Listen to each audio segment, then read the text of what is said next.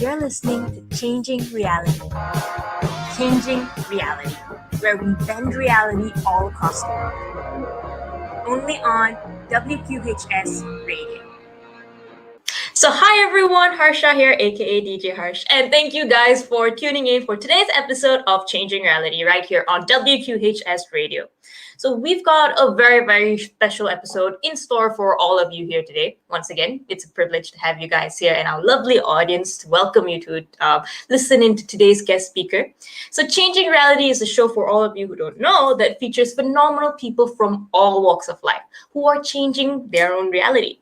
We'll be hanging out and interviewing social change makers, entrepreneurs, business owners, to even artists, musicians, and top executives, inspiring individuals from all across the world, and many who've actually been here on the Penn campus. So we're going to hear their inspiring stories on how they changed their reality through the lives that they live, through their careers, their businesses, the work that they do, and how many of us often benefit from the things that they do without us even knowing. And I wanted to do this show simply because I felt like there are so many people out there who do phenomenal things and make waves in the lives of those around them, and their stories often aren't really heard. And I'm also super passionate about learning how everyday people, by just playing our part in what we do and doing what we do best, can actually change the world in our own capacity. So personally, I founded and I ran a youth movement called Ascendance in Malaysia, which is where I'm from, that collaborates with our Malaysian Ministry of Education to help provide an alternative education platform for any student who wants to change their reality. We work with students from elementary to high school through various sessions, programs, experiential and project-based learning activities that help them discover their passion, learn about themselves and the world around them, and get experiences working on projects with top executives so that they have that kind of experience to start their own careers while they're still in school, and careers that create meaningful impact not just for themselves, but for those around them too. And to date, we've worked with about 6,000 students in 270 communities, and it incubated countless number of student-run projects and social enterprises run by students aged 8 to 20 years old, helping everyday students change their reality. If you have any questions about it, you can drop it in the chat below. But I think you'll be a little bit too mind blown by our speaker today to even think about that. Because especially in this day and age, I think we've all had those moments where we've fallen in love with a TV show or a movie or something, or some form of entertainment. And often, I think I'd say this love is quite blind because once we fall in love with the TV show, we are not really paying attention to its flaws, its viewership count, the other things that happen around it. But all of those things actually make a difference. And they are actually the things that ensure that our favorite shows go on for 15 seasons instead of being canceled for one. And I think that we have no one more qualified to share both about the fun, amazing world of entertainment, as well as the real part of it, the behind the scenes part of it, than our speaker today. So this week we'll be interviewing Roxanne Berardinelli, who is currently the executive director at Disney ABC Television Group. Roxanne is highly experienced in utilizing data to provide strategic recommendations to senior business leaders. And in addition to her highly effective presentation, speaking skills, she's also someone who is passionate about understanding what consumers and their connections with content and brands are. So she's definitely the right person for the job, who's a very strong leader. She mentors many people, and she creates, I would say, she's been highly successful in the things that she's done. So without further ado, I know you guys are waiting to hear from her. Let's invite Roxanne onto the digital stage. Hello. Hello. Hi, how are you feeling today? Thank you so much for joining us on the show. Thank you for having me. I'm excited to be here. Okay. I think that I personally, when I first invited you for the show and you replied, I was very touched and I was very happy that I could actually get a chance to talk to you. And when I was actually sending this out, I'm going to just like expose our audience for a moment. Everyone was, I would say, extremely excited. Like, I think you check all the boxes. Everyone either loves entertainment or they love data and all of this information. So it's kind of like you're an all-rounder in a sense. So just to get the conversation started, you're actually an alumni from here at Penn, right? So, yes. Yep. Oh, cool. So in the grand scheme of things, did you know that you're going to end up in the entertainment industry? Was like this the long con plan, or was it something that just fell into? It was definitely the latter. I fell into it. It's so funny. When I went to Penn, I felt like I had an idea of who I was and what I wanted to be. I was always really great at math and science, so I thought I would be an engineer. I majored in engineering for a while and then realized that it was just not for me. I met people who were really super passionate about math and sciences in a way that it just didn't fit who I was. And so my Penn journey was it wasn't a straight line at all. It was definitely a lot of, a lot of curves, just, moving from one direction to the next and really trying to figure out who I was, trying to find myself. I thought, maybe I wanted to get into photography. I was very close to to a fine arts minor, but when I graduated, I knew I wanted to work in entertainment. I just didn't know quite where.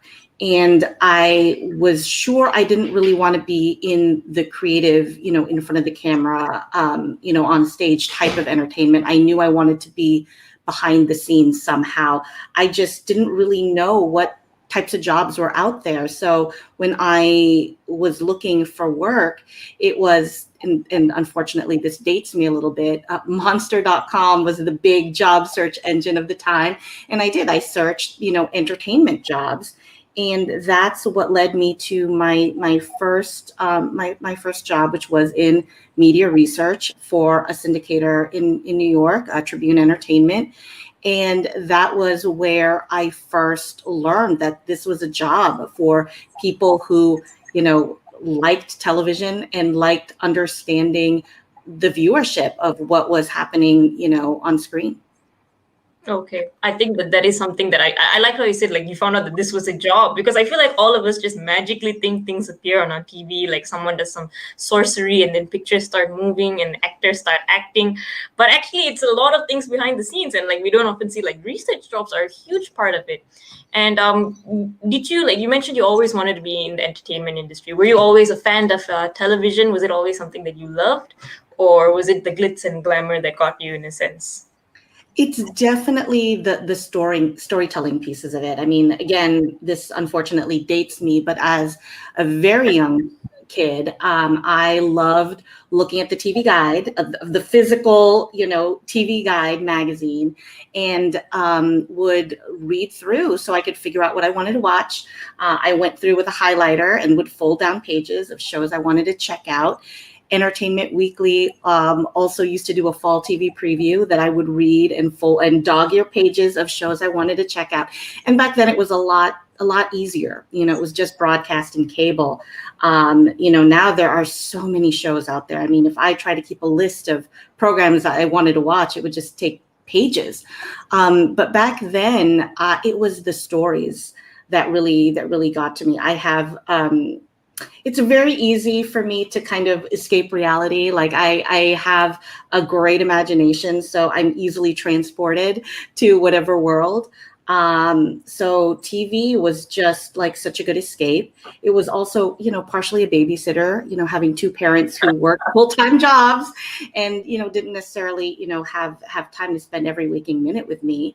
And, kind of the third piece is I emigrated to the United States when I was very young. So TV really taught me how to speak English and American slang. It's always been such a huge part of growing up, just thinking about the shows I watched. And, I was a big fan of, Cheers and Night Court, just, all the way growing up. And my grandmother, who's Filipino and didn't speak that much English, I will never forget, there were three American shows she could watch when she came to visit. It was Price is Right, it was I Love Lucy, and it was an 80s television show called Mannix, which was I kind of like a cop detective show, and there was a fight scene always at the end. But they were all easy to follow. You didn't necessarily have to have a strong grasp of the language. And I still think there's something really beautiful in that, there are some shows that you can watch regardless of, your background. no, I completely agree. And like, as someone who grew up in Malaysia, which is right next door to the Philippines, and I think like one of the things that happened to me as a kid is I watched so much Disney that every December I'd be like, Mom, it's gonna snow, and they were like, we live in a tropical country, and it's like it's not happening in a sense. And I grew up in England, and I tried to convince all my friends I was English as a kid. So definitely have been impacted by TV a lot. And one of the things that for me personally that I see in your story is that you are a very imaginative, you're a very creative person, and you are, I think, the best person to work in the entertainment industry because you're just really passionate about it. And I think that's what the world needs, right? But how was it like when you first started out going for this interview for a job in research? Did you know anything about the research side of it? And like, what do you think made you the right candidate in a way? Oh, that's a really good question. I think I think what helped is that I did know about television. I mean, right now when I'm on the other side and we interview, we always ask, what do you watch? And because I think sometimes it's easier to teach somebody at least the media analytics part if they know how TV works, if they know what a broadcast season looks like. And I think when I went on my interview, I believe that part came out. I also had some industry terms that not everybody necessarily knew. You know, I knew about sweep periods, which was a key time span and something that I ended up working with a lot in my first job. We looked at data for all the key sweeps. So we would look at, you know, our November sweep data, our Feb sweep data, our May sweep data. And so I think going in, being able to talk television and being able to kind of articulate, well, this is what I know about how TV works, I feel did give me a leg up. I also think that I was fairly aggressive in at least showing that I really wanted the job. I mean, I did not have any experience, you know, working in television. I had not done an internship, but I wrote my thank you note, like, I really want to be here. And I would call like every couple of weeks, you know, I'd call HR like, hey, any word? I really want to do this. And I would move to New York for this job, you know, so I made it really clear that I wanted to be there. And it was really great because, you know, when you are entry level, it's more on faith, right? That someone hires you. It's the potential that you'd be able to do something. So as much as I want to take a lot of credit for, you know, kind of busting my way through the door, I do give a lot of credit to, you know, the folks who did bring me in and give me a shot. Oh, I think you're being too honest. I feel like many times, like, it's easy to think if I just watch enough TV, then eventually the people in the TV will notice me back, in a sense. But then it's like, but like, I think it really goes down to the grit of it and how much you want it, which I think you've shown exemplary how you've actually done. And getting this job, that's amazing. Congrats to you from then as well, and you to US now. But getting this job, like stepping into like an actual media production company.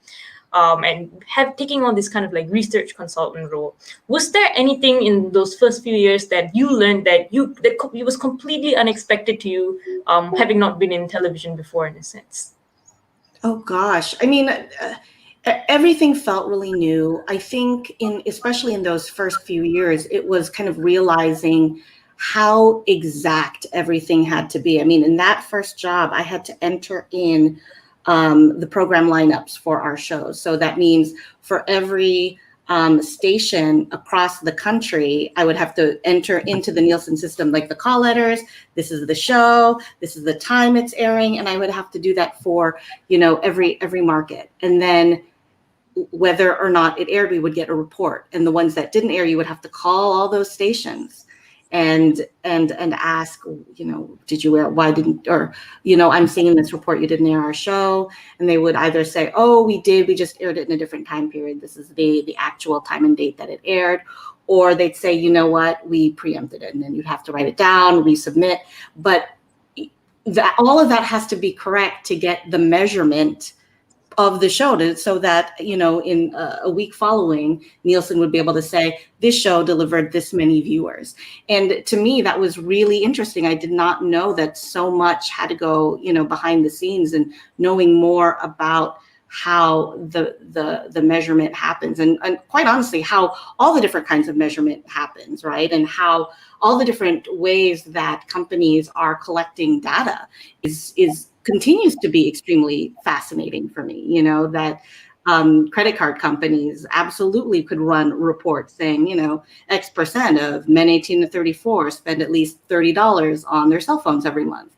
I mean, it's just incredible the amount of data that is out there. And I think back then, it didn't occur to me that that's how television data was collected.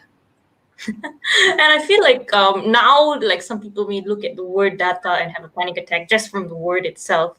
But I feel like that in a way paints a picture, and like this, like all of these things, these metrics and things like that, actually have a story behind them. And in your role, in a sense, it's kind of like taking that story and actually turning it into something that is understandable for others in the industry, in a sense. And I read somewhere that you actually in your role later, when you became a manager, when you became a director as well, one of the things that you were really good at is taking this data that previously was used for other things like ad sales and finance, and kind of like focused on transforming it into something, into the business intelligence side of it. How did you do that? How did you even think to do that, in a sense? Well, it's so funny because, anytime you look at data or metrics, I think it's a natural leap for that to be for other number related areas of the business. So, it's a measure of performance. Obviously, there's a financial impact, right? There's a sales impact. But, for television, it's still important to count the number of viewers and to understand who it is, right? The who behind the numbers. And what's been, part of the more fun part of the job is being able to tell that story. It's like, yes, I can tell you that X million people watch the show, but let me tell you that it's these demographics. And maybe that makes sense with the makeup of your show's cast. I think we had done a lot of analyses on, our shows and competitive shows, and it probably doesn't feel like big news that a show with an all Black cast would deliver a strong Black audience. That was definitely something that would come clear in the data. And, however, it's not necessarily true for, other race and ethnicities, casting, some Latinos or some Asians in a cast doesn't necessarily generate that same amount of viewership, right? And I think that's been part of the fun, because then when people are making a show and there are certain expectations about like the kind of audience, like, oh, this show is targeted towards women 18 to 34. But sometimes when we look at that data, that's not who's watching your show. I mean, I think about some of the shows that I like to watch. And, when I went to Penn, one of my favorite shows is Buffy the Vampire Slayer. And the thing is, even now, most of the shows I gravitate to are shows that are probably about teens, like Riverdale, Teen Wolf, just kids in high school. And I'm definitely not in that age bracket. And we see that absolutely in the data. You have women who are not part of the demographic on screen. They're the ones watching this content, and if you think just anecdotally, why would like a woman who probably has, bills to pay, struggles with the job, maybe, with a partner, why would that woman necessarily want to watch a show with all those things when they could watch a show about, kids in high school and that boy you might like in class? I mean, so for me, that's the fun part of the data. And that's how I would tell that story, right? It's not just one sentence. Oh, you think you're targeting this and you're getting this. It would be about building kind of that narrative so that when executives are thinking about a show or a particular audience, you have a little bit of context to give behind that. No, that's very important. That's very, very important, because like on my side, like many times, like I work with a lot of students, the youth and things like that. So often like we've got reports about youngsters, what they want, like their expectations for the world. And often people just try to take it very much at surface value. So it's kind of like A plus B equals C, so all of you are like this in a sense. But I feel like many times they don't see why someone would answer that, why someone would come to that conclusion when they're filling out a survey or anything in a sense. So it's kind of like, yes, A plus B equals C, but there's a whole alphabet behind it that led to that conclusion that I think many people overlook. And you seem to be, as I said, the person who can kind of like decipher all of this information.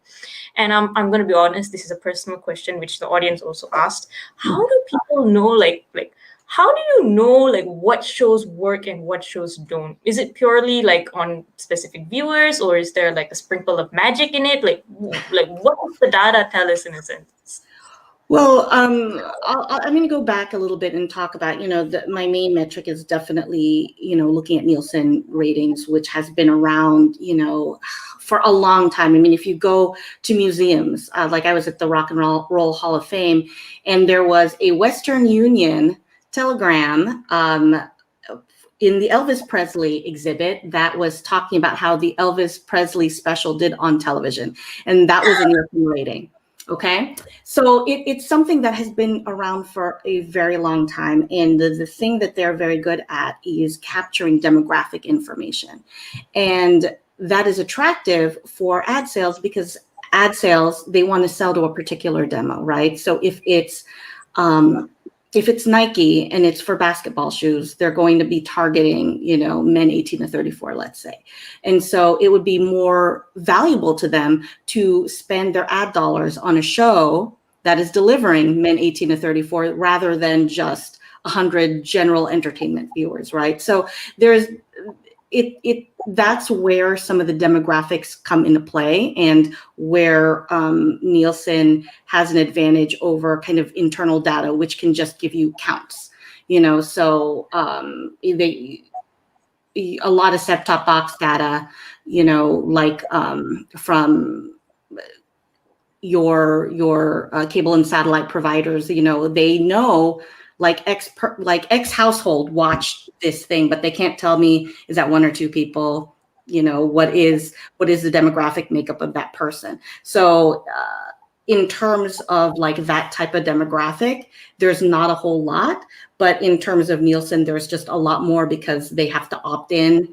The people who participate have to fill out a survey so that they know, okay, this is a woman. She's between 35 to 49. She lives in the West Coast. She makes about this much a year. She is Asian, and she is married and has one kid, so that anytime I watch something, they have all of that information, and they can say, this is this same woman who did all these things, and we're going to count her for these shows.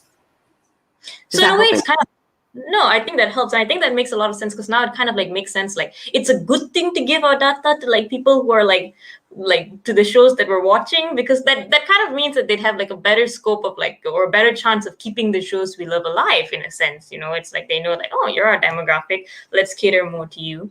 And I think like I just have to ask, has knowing all of this killed the magic of movies? Do you now look at the TV and all you see are the numbers from the Matrix kind of like floating in green in front of you, or like do you still love movies and shows? I still love movies and shows. I think where I have a very good imagination, again, as I said. So I am happy to escape. I think where it is hard is I do know what ends up being successful, as we talk about the things that resonate with viewers. And so sometimes when I watch something, and even if I enjoy it, there is a part of my brain that's like, ooh, you really like this. This feels like it's very specific to you. Are other people going to like it? Because, there are sometimes, I'm sure this is true with you, you watch something and you're like, I know a ton of people who will like it. And sometimes you'll watch something and you're like, wow, this is very special and probably just for me and maybe my best friend. And I think that's the part of my brain that is hard to turn off. Okay. I I still admire that you have that awareness, and I think next time I shall try to convince my friends to watch the weird movies that I watch, just for like helping out the ratings. And I think that we could actually take a comment from the audience. So they said, I love Disney, especially movies like Moana and all of those movies where they show about like different cultures, music, storylines. It's so heartwarming to see, and they're really looking forward to a variety of cultures to be featured in like Disney and other television platforms. And like, how is it like on the other side, like choosing which stories get told in a sense? Like yeah, go ahead. Yeah. Look, it's so interesting because I think at the end of the day, it's about, having something really interesting and special that'll break through. And after working in entertainment for so long, it can be really difficult. It almost feels like it has to be the right show at the right time, hitting the right cultural zeitgeist, and then the sky's the limit. There are some shows that are terrific, but you're like, the world was not ready for you, or ooh, you would have been really great 10 years ago. So I think it becomes really challenging because it is a lot of your gut, and this is definitely more the creative realm and less my realm.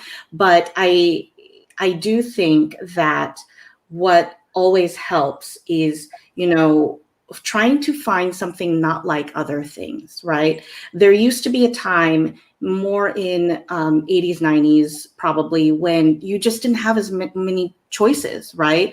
Where you could have 4 or 5 shows that were just like a popular show, and you would probably watch it because there wasn't a whole lot else on. But now you're competing with not only a ton of great new shows that are coming this year but as you're also competing with the best of any entertainment piece of all time that is at your fingertips, along with short form things that people are making on their own. It's a constant fight for eyeballs. So I think the things that are going to rise to the top are going to be the things that are just so different and break away from the pack.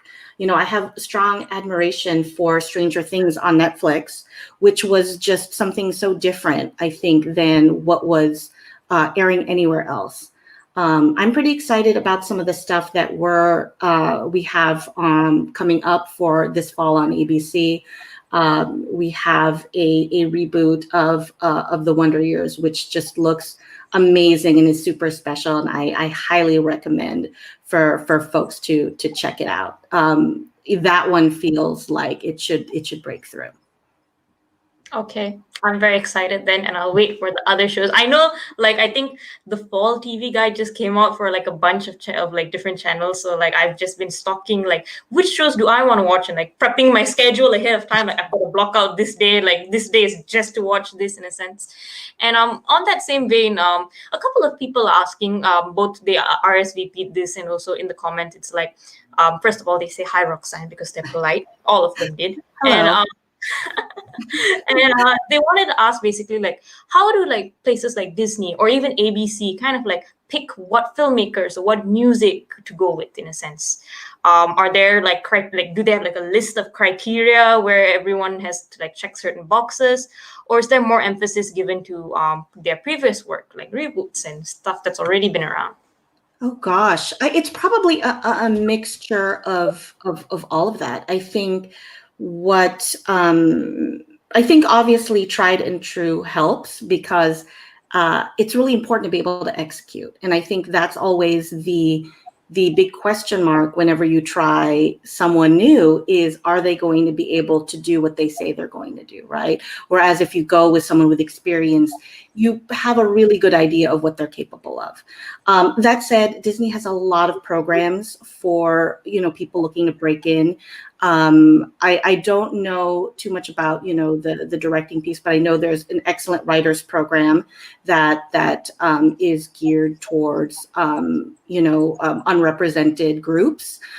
So definitely, we've had a lot of success for people who get into the program, placing them as in the writers' rooms of various shows. I think there's also a production program. So there are a lot of programs to get, new voices and new faces in the door.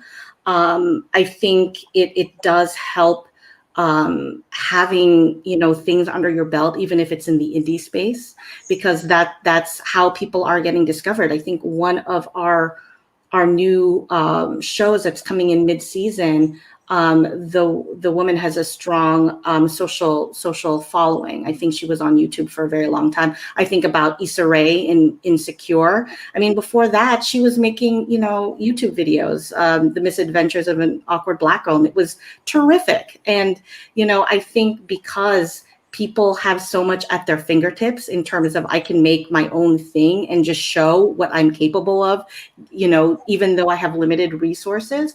I think having that, it is easier for folks to look at that and then be able to take a chance. Okay, cool. And oh God, the audience love you. I'm just saying, like, they're gonna like take down all their Walt Disney posters and put up posters of you. Like, she's the real hero here. That's my one. But they have another question, which is pretty nice. Hi, Roxanne. And I'm curious, do you ever face a situation where a show you picked didn't turn out the way you expected it, despite the data that shows promising results? And how do you handle that? Oh, that is a terrific question. And that's the thing with television and probably movies too, but definitely TV, is you just never know until you know. And I used to work with someone who, like, it's a hit until it's not a hit, is what he would say. And look, it's never easy to deliver bad news, right? But I think even if in some of the pilot testing, something looks promising, we always caveat that with, all we tested was the pilot. So we can tell you that this show in and of itself is good. That doesn't mean that 22 of them are going to be good and watched, right? We can tell you that this is of the people who we showed this to, this is what they thought and what they felt, but that is never a guarantee, right? And so there have also been, a bunch of shows where we tested it and they came out okay and they were huge hits. So, look, the data is the data, and even the data is just a data point, right? So even your pilot testing is one piece of data. What people, when they talk to the showrunners and the writers, and their feeling about, oh my gosh, this person really has a perspective and a story to tell. That's a data point, right?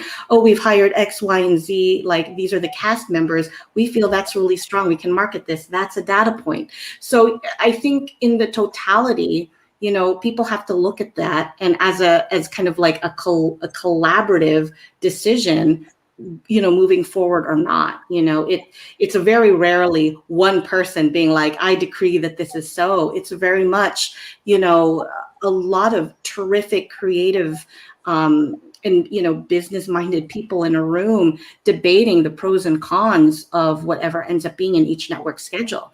And a lot of it is taking a chance based on the information you have. And because most people, we've all been doing it for so long, it's not like completely devastating. You're sad, but it's not, for me, it's not my baby. I didn't write it, I didn't produce it, so it'll hit me differently, even if I really wanted it to work. I think if you created, if you wrote it, if it's literally you had an idea and you put it to page and then you got it shot and it's on screen, I think that's where you might feel a little more emotionally invested. But I think for me, it doesn't hit me the same.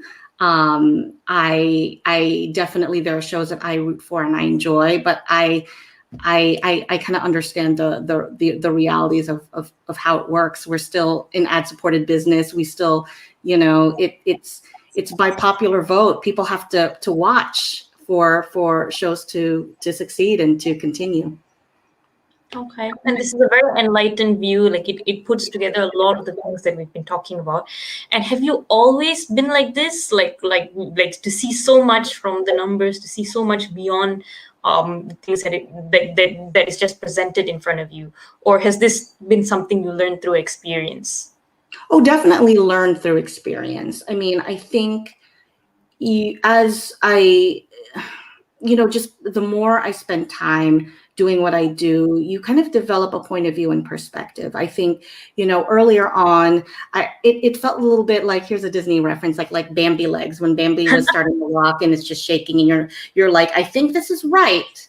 Like, this is what the numbers tell you, but you're not necessarily 100% sure, And now I've hit a point where I'm like, this is really what my opinion is, and it's an opinion, but it's just based on everything I see. And yes, I could be wrong, but with all the information I have, this is what I think the data is telling me, or this is what I think it's leading to. And a debate that we're all currently having, and I would love to hear your thoughts on this, is now that that vaccines are rolling out, and people are not going to be trapped at home and having to watch things, what is entertainment and TV viewing going to be like for the rest of the year, right? Is it, and will it rebound? Like, okay, let's say everyone has their hot vax summer, and we enjoy ourselves, we take up all the sports we say we wanted to do, we travel and we run around with our friends. When it comes time to back to September, are people back? Are people back in front of their television sets, or in front of their computers or connected TVs? Are they watching stuff, or did they join their local dodgeball league? Are they having? Are they like, what? I'm just going to take more walks. Let me be outside more. So that's the piece I'm very, very curious about. What will happen, because this has not happened any time in recent history. So there is no past viewership data for me to base, like, oh, this is what's going to happen. There's no frame of reference, right?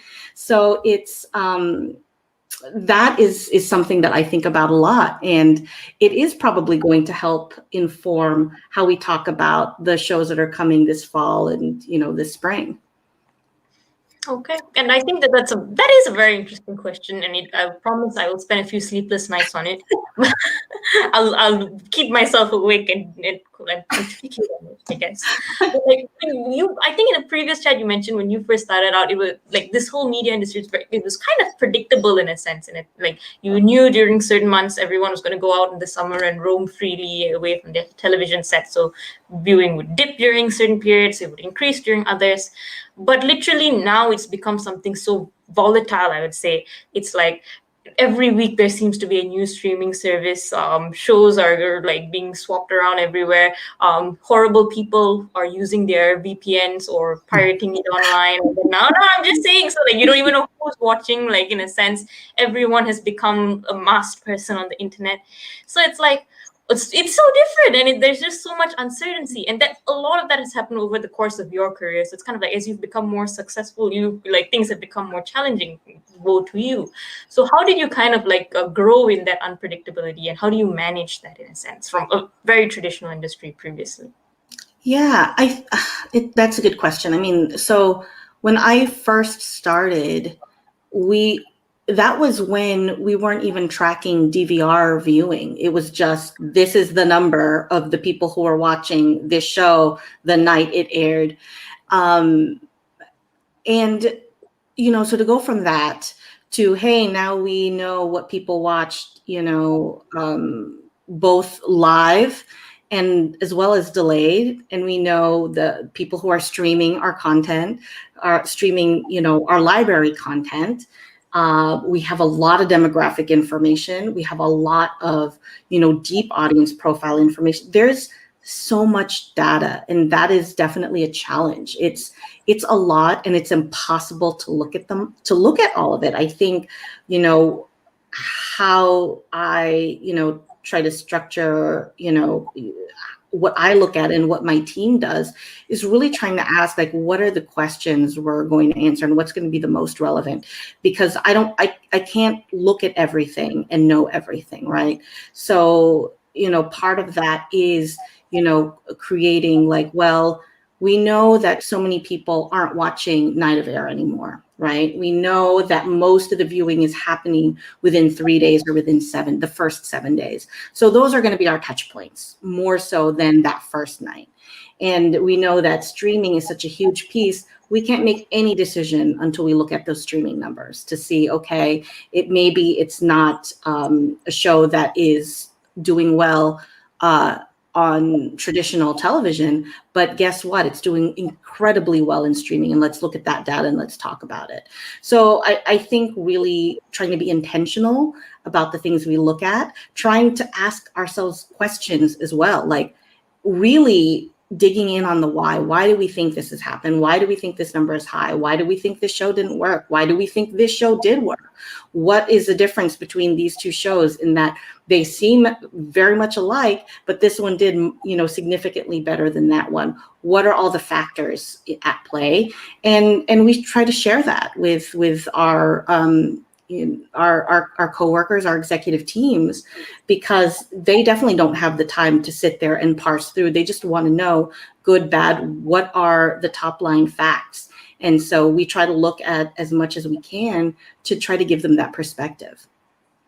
Yep. And again, you've got that task of like, it's kind of like you've got too many weapons in your arsenal now, and then you're just like, which one do I use? And there's so much information going around. How do you know what information is relevant? I read somewhere again that you are actually someone who is a pro at storytelling and taking all of this data and painting a picture in meetings and using visual storytelling.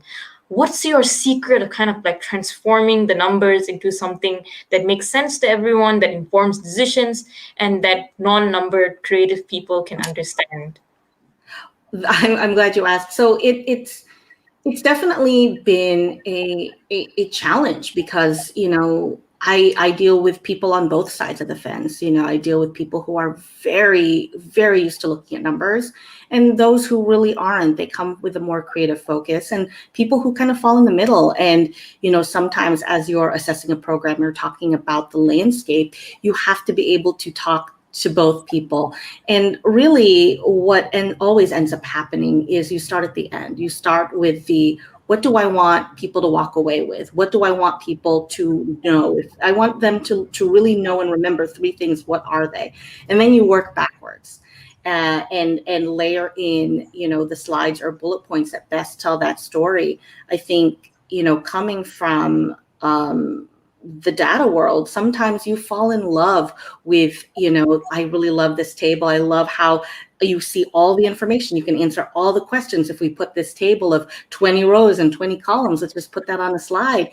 And you absolutely cannot put that on a slide. While some people would like it as a reference, you are going to lose the majority of people in that room. That table has to be a bullet, or you cut down that table into like a 2x2 or a 4x4, something where the finding really leaps out. I think that's the thing. When you work with data, sometimes it feels like more is more. Like, here, I have these 10 things that really hit home the thing I want someone to know. You usually don't need all 10 things. What's the one strongest thing? What are the two strongest things? Show that, say that. Also figure out, sometimes it's a visual, sometimes it's a VO. Maybe that table, the thing you want people to walk away with, maybe it's a talking point. Okay, you're breaking my data loving heart here, at least the part of me to do all of these reports. But I think it's like really, really good advice, especially because it's like working backwards to kind of like tell the story and making sure that the points you have really tell that story. And it's not just because I fell in love with the data and want to show everyone my cool spreadsheet, which happens more often than you'd assume. So like, oh, absolutely. I've fallen in love with many spreadsheets, but the thing is, those spreadsheets are there to make you smarter. It's already done its job. That spreadsheet was there so that you know what's happening. Now, your job is to tell other people what you saw in that spreadsheet. It's not that spreadsheet's job. Oh, all right. So it shouldn't be lazy. I should suggest that information. No, that was like a direct hit. All right, thanks. And like again, there's so many things that you've mentioned, which I think is gold in a sense. It's like having like the right team, having the skill of turning numbers into stories, and you've been wildly successful. You started off as a research consultant. Today, you're an executive director at one of the biggest, I think, collaborations of TV out there. What do you think made you stand out and made you grow so fast in a sense? Oh, goodness. Um, so, I mean, I think part of it is I do really love what I do. And I think that comes through in the work. I think it's also the storytelling element, because I think anybody can give you data, right? Once you know how to extract it, no, here are the numbers, yeah, sure, I can, format it and put it in a table. But I think what really people are looking for is someone to help them, someone to help contextualize what these numbers mean and what they're telling you. And is there something that they're missing? I think that's the piece that becomes super important. I also think what helps is that I really like people. I love to collaborate. Which is so funny because I used to hate group projects in school. Sorry if you're a group project person. I don't want to kill all your dreams, Harsha, but I'm not a group. I was never a group project person, but in the workplace, it's something I really like. And I don't know if you've ever taken the Clifton Skills Assessment, which I highly recommend. I think you have to pay to take it, but it's sort of like Myers-Briggs. You answer a bunch of questions and they tell you about yourself. And what I like about it is it gives you, here are like the 100 attributes we test for, and here are the ones that rank high, and here are the ones that, are middle, and here are the ones that are low. And all of my top ones fell into two categories. They were mostly under people, and the others were under brainstorming and ideation. And I think that's really what helps. It's because it's not always the execution. I think to succeed, you have to be willing to work well with others, especially people who are difficult. I think you have to find ways to bring everyone to the table, figure out how to collaborate, figure out how to do more than what is asked, or do stuff before it's asked, really push and ask those questions, which is why I think, really thinking about the why, like if someone was like, oh, hey, who watched that show? I'll be like, oh, it did well with women 18 to 34. That's an answer. But my answer would be like, oh, it really resonated with young women. I think this storyline really helped drive, I saw that the ratings in the, first 15 minutes where you established these characters or whatever, maybe that's what helped. It would be things like that, right?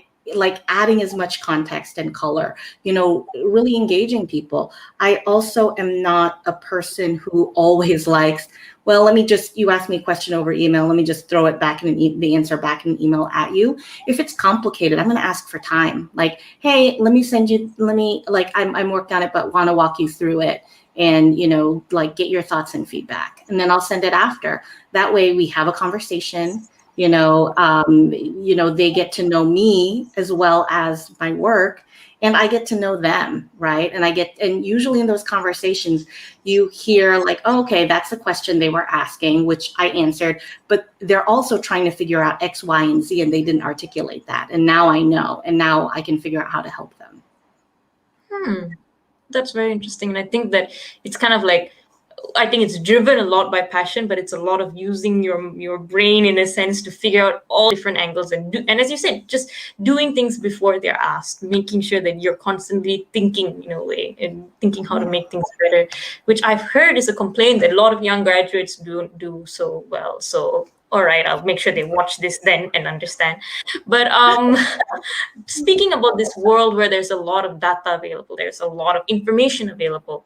I think I read somewhere that people were saying there used to be a time where when you watch TV, it's like nobody knows to even like say anything. So you watch it, either you like it or you don't. Like we don't overanalyze it.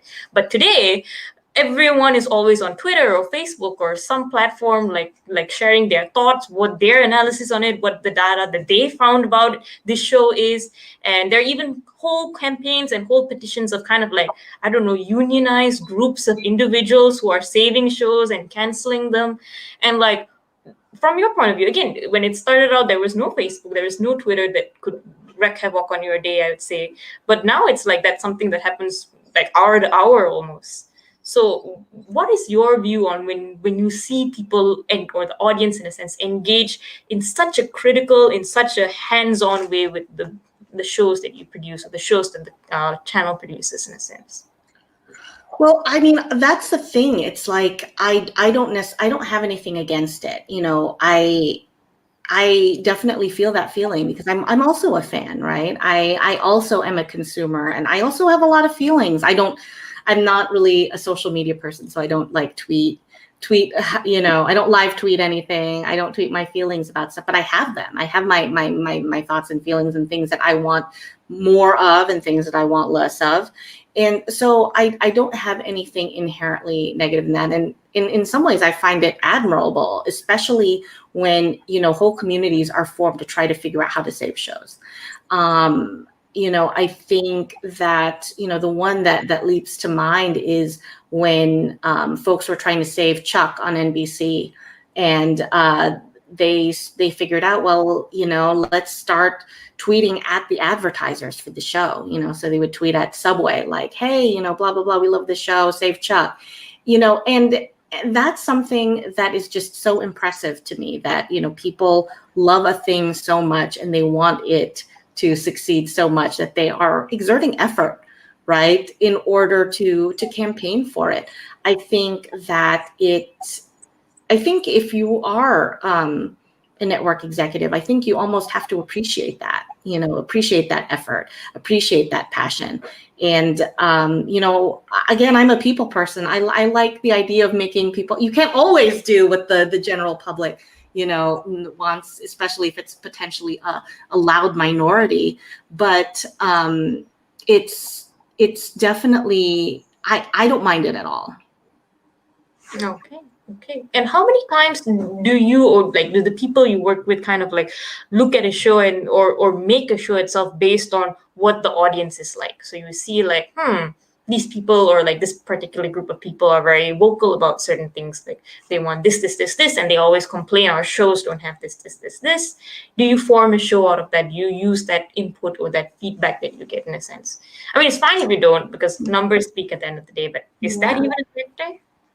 I mean, that's really hard. I think you have to be open to what the marketplace is demanding, right? So I think it depends on the ask. I think if the ask is, we want to see more representation on screen, I think that's absolutely something that creators and media companies should listen to. I think it's a lot harder to listen when it's like, I want a show about XYZ. Why aren't there shows about XYZ?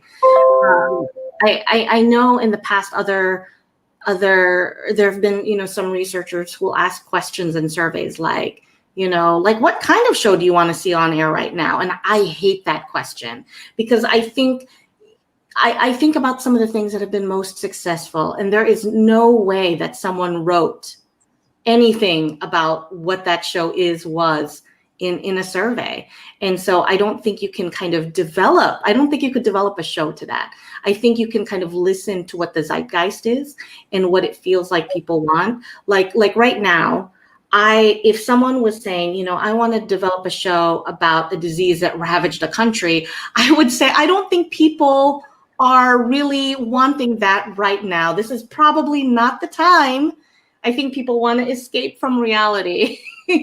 So that's probably where I'm at with that. I think it's about listening to what is happening around the world, the community, and helping that inform, what you think should be on screen. All right. Again, I'm very glad that now that I've met you, I can rest assured and binge watch guilt-free, I'd say, on most times at least. And have there ever been like shows that your decision, or like the group decision to cancel or save, changed the way that or like erupted a reaction among fans? Like, do you think like people watch that closely? And if so, like, how do you manage that? How do you keep everyone at bay and keep everyone happy? Because it's kind of like your role is very much like keeping like people who are like in the numbers area. Then you've got to inform the creative people, and then now you've got the fans who are going around saying like, oh, I like this, I don't like this, and things like that. So how do you manage all of that in a sense? Oh goodness. It I mean, that's the good thing is that at least like I'm not the one, making that call, right? I can make recommendations, but I don't literally push the button that says this show, not that show. So you don't have a button that says kill in a sense. Yeah, I I honestly don't think I'm cutthroat enough. I'm too squishy to be able to do that. I would want to give everybody one more chance. It's not always easy, and definitely I've been there where my favorite show was not performing, and I had to say in a meeting that the data isn't good, that people aren't watching the way that we want. And they had to make a decision based off of, that plus financials, plus creative. I mean, there are a whole lot of data points that go into those kind of decisions. They're never made lightly. They're always made with intention, and careful consideration. I think we know how hard it is to launch a show, to get someone interested in it. So it's never easy to pull the plug. But that said, it's still an ad-supported business. It relies on eyeballs. It relies on people watching. So, that's kind of the thing that I kind of have to cling to, that it's unfortunately purely a business decision. And I wish more people watched so that it was not even a question that this show would come back. All right. And I think we're dwindling down our conversation. So I will ask you the most controversial question that probably would take years of scientific research to prove. But I think I value your opinion more than anything else. It's what makes a show good? What makes people watch it? Oh my gosh, Harsha. I think, this is a really hard one. I think what makes a show good is it has to have something to say. It has to be different. I think there are a lot of shows, and I remember working on one that they made this show to be like a successful show so that they could put it behind the successful show.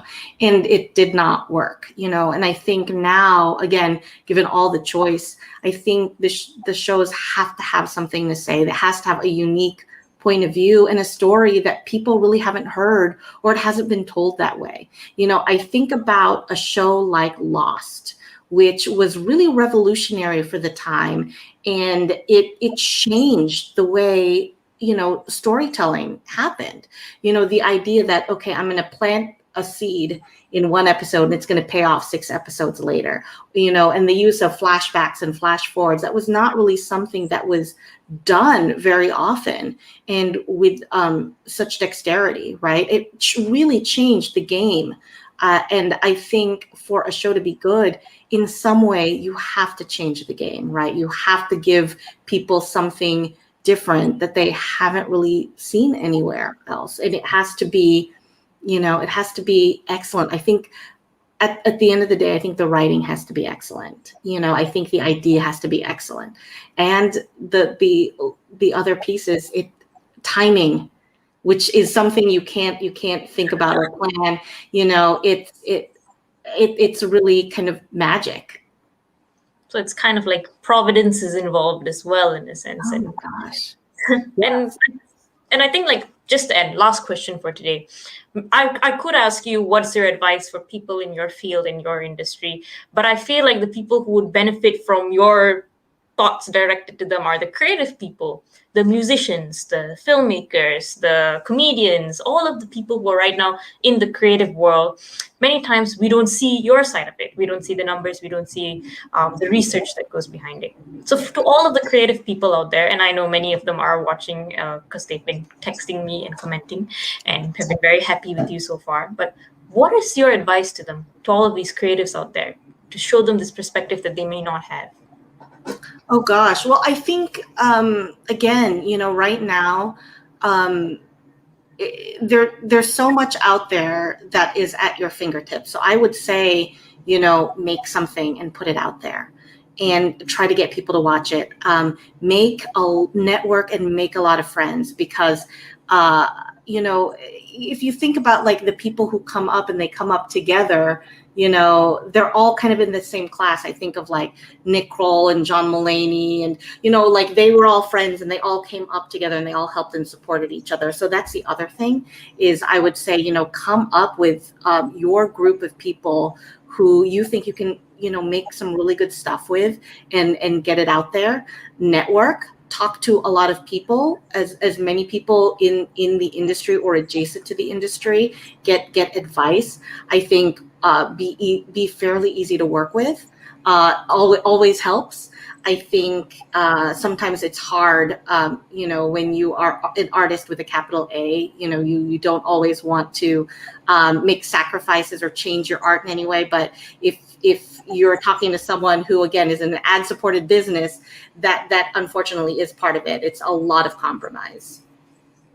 Okay, I think that is like a really high note to leave on. And thank you so much. You have been amazing to talk to. Thank you so much for being on the show. Thank you for having me. I really appreciate it. It was fun. All right. And we are having comments trickle in saying that they agree with you and they are very grateful for your words of wisdom. So to all of our audience here today, thank you all for watching as well. And thank you for being so interactive today. I think it really shows how great of a speaker we had. And for all of you, I guess I'll see you again next week at 10 p.m. EST on Thursday nights for our next episode of Changing Reality. Thank you all so much for watching and see you next time. Bye. You're listening to Changing Reality. Changing Reality, where we bend reality all across the world. Only on WQHS Radio.